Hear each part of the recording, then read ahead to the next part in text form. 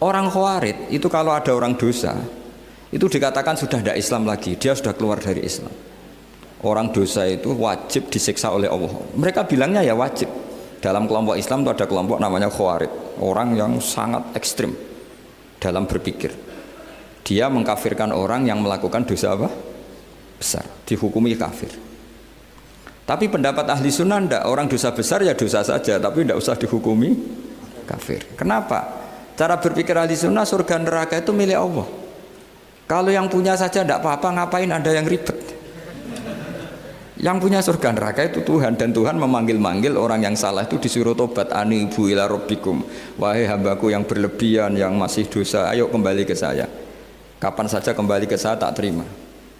Sehingga dalam mazhab ahli sunnah, otoritas khitab, otoritas kepemilikan yang berhak ya yang punya, orang lain itu nomor 2. Sehingga tadi kalau Anda bawa kayak motor saya dan Anda teman akrab saya, tidak pamit saya, kalau saya bilang itu nggak apa-apa ya nggak apa-apa. Kalau saya bilang apa-apa ya apa-apa, nggak penting orang lain. Sehingga ini wilayah yang agak sensitif, tapi ini ilmu, mau tidak mau kita harus dengar. Sehingga di fikih ada bab ulima ridhohu.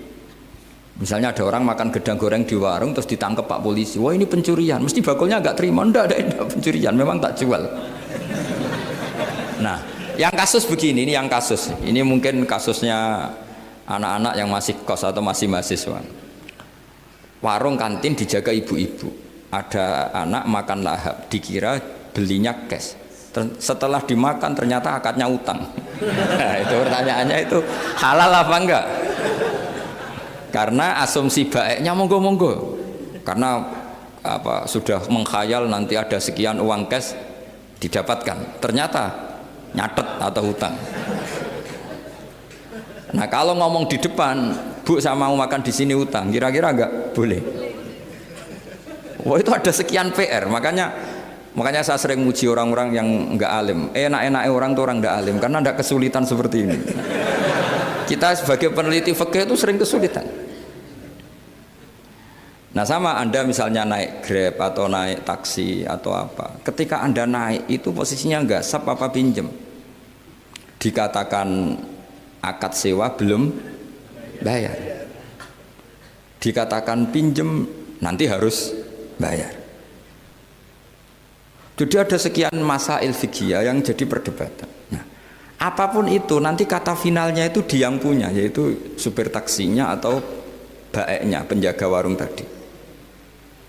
Nah, sehingga hukum itu bagi orang lain sudah tidak sah kecuali bagi yang punya. Nah, di sini ini kelihatan benarnya mazhab ahli sunnah wal jamaah. Ahli sunnah mengatakan apapun salahnya seseorang setelah dia beragama Islam itu wilayahnya Allah. Kita tidak bisa berbuat apa-apa. Makanya ada ayat laisalaka minal amri syai'un aw yatuba alaihim aw yu'adzibah. Muhammad, meskipun kamu kekasih saya, kamu tidak punya otoritas menentukan si A dimaafkan, si A disiksa. Otoritas itu hanya bagi saya, kata Allah. Sehingga banyak orang yang Nabi kurang srek karena membunuh pamannya Hamzah malah dikasih tobat sama Allah, namanya Wahsy. Wahsy itu orang yang Nabi gak suka karena pernah membunuh Sayyid Hamzah di perang Uhud. Tapi sama Allah marah dikasih tobat. Sa'labah yang sering ibadah di masjid, sering iktikaf, saking seringnya ibadah itu sampai digelari hamamatul masjid, merpatinya masjid. Tapi na'udzubillah beliau malah berakhir dengan su'ul khatimah. Kita tidak pernah tahu. Kenapa begitu? Karena begini, wilayah yang absolut itu hanya milik Allah Subhanahu wa Ta'ala. Sehingga Nabi kalau ketemu Wahsy ya bilang, iman kamu sudah saya terima, Islam kamu sudah saya terima, tapi saya ini manusia, tolong sembunyikan wajahmu dari saya, karena kalau saya ingat kamu itu mangkel, karena ingat kamu pernah membunuh Hamzah. Tapi saya sebagai Nabi harus nerima iman kamu, karena Nabi itu gak boleh dendam. Tapi kalau mangkel-mangkel sedikit kayaknya agak boleh mungkin ya, mungkin itu ya.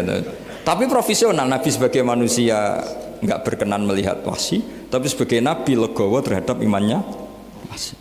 Tapi Allah sendiri yang ngendikan laisa laka minal amri syai'un aw yatuba. Coba orang munafik, kayak apa salahnya orang munafik?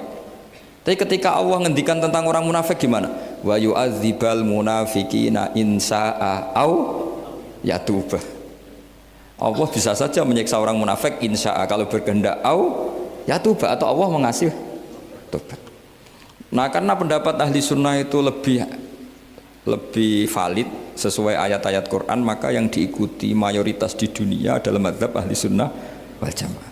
Dan itu dimulai cara berpikir yang sederhana. Yang berhak menentukan khitab ya yang punya, titik itu saja.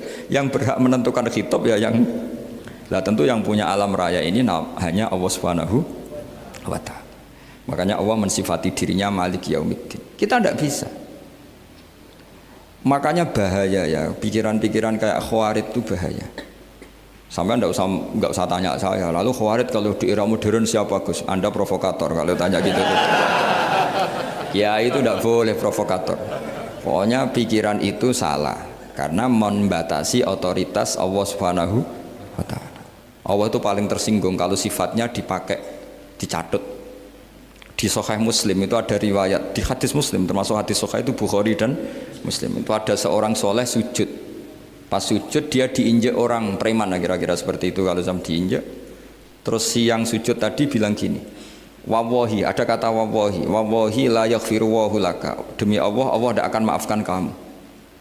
Saat itu juga Allah ngasih wahyu kepada Nabi di zaman itu, bilang ke yang sujud, pahala sujud tak cabut, dia tidak punya pahala, dan yang menginjek dosanya tak ampuni.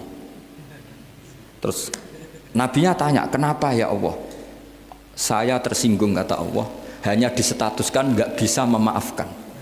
Padahal wa anal ghafir wa anal akhid bidzunub, saya adalah zat yang bisa maafkan, bisa nyiksa. Kenapa status saya tinggal satu? Allah kan bisa kan, walillahi mulkus samawati wal ard, yaghfiru liman yasha wa yu'adzibu man yasha. Tapi si yang sujud tadi menstatuskan Allah hanya satu, yaitu yu'adzib, menyik. Itu kata Allah, kok enak, saya ini Tuhan, bisa menyiksa, bisa mengampuni, kenapa status saya jadi satu? Kamu kan mesti gak terima. Status kamu dihilangkan satu, terima gak kamu? Gak terima. Sebagai suami kamu tetap punya dua status, bisa meneruskan nikah, bisa menceraikan. Coba status kamu tak ambil satu, nggak boleh menceraikan. Istri kamu gendut, walek, cerewet. Wah, posengnya bukan main itu. Sama mbak-mbak juga sama. Sebagai istri harus nurut sama suami gini-gini, tapi juga punya hak rafa, hak mengajukan gugatan cerai jika suaminya tidak jelas. Mau nggak dicabut status hak rafa? Nggak mau. Kalau punya suami walek, jelek, senang goda perempuan lain, itu kan. Nah, Allah itu punya status bisa memaafkan, juga punya status bisa menyiksa. Terus orang-orang yang sok soleh dengan tanda kutip itu kadang-kadang inginnya Allah tuh nyiksa terus sama musuhnya. Kalau sama dia memaafkan terus. Terus corong Jawa kan, aku mbahmu tapi kan gitu kira-kira gitu. Kok enak gitu. Nah, jadi ya sudah seperti itu. Lagi-lagi kata kuncinya apa? Beri otoritas itu hanya kepada Allah Subhanahu wa ta'ala, karena dia adalah pemilik otoritas sejati. Sehingga zaman Nabi siapa saja itu ya mungkin orang kayak apa dulu, Khalid bin Walid, perang Uhud kalah, itu panglimanya orang kafir zaman itu siapa? Khalid bin Walid. Dan dia melakukan pembunuhan masif zaman itu, tapi dia dikasih tobat, namanya Khalid bin Walid. Tapi Sa'labah yang tukang di masjid kadang berakhir seperti itu. Ya sudah, akhirnya kita mau tidak mau ya sudah introspeksi. Sampai sesoleh apapun kita selalu diajarkan doa, ya muqallibal qulub tsabbit qalbi ala dini. Karena kayak apa kalau hati kita dibolak-balik? Karena cara berpikir tentang Islam dan tentang ateis atau tentang kekafiran itu mirip satu visi. Makanya hati-hati mahasiswa, karena senangnya berpikir sendiri. Ada ngelantur kemana-mana. Saya beri contoh. Sampean kalau sekarang masih miskin, berbahagialah. Karena miskin itu mudah jadi orang dermawan. Kalau orang sudah kaya itu ribet. Coba misalnya sampean jadi santri saya, tak contohkan. Biasanya santri kalau sama kiainya akan loyal. Kamu miskin punya ayam 2, tak minta 1 boleh enggak? Boleh, padahal itu 50%. Ya. Terus punya uang 100.000, tak minta 50.000, kira-kira boleh enggak? Boleh, padahal itu 50%. Tapi kalau kamu kaya, punya uang 1 miliar, tak minta 500 juta, boleh enggak kira-kira? Padahal itu berapa? 50%. Gampang mana dermanya orang kaya sama orang miskin? Untuk mengamal 50%. Itu mahasiswa yang masih miskin-miskin, uangnya hanya 100.000, nraktir temannya habis nggak masalah.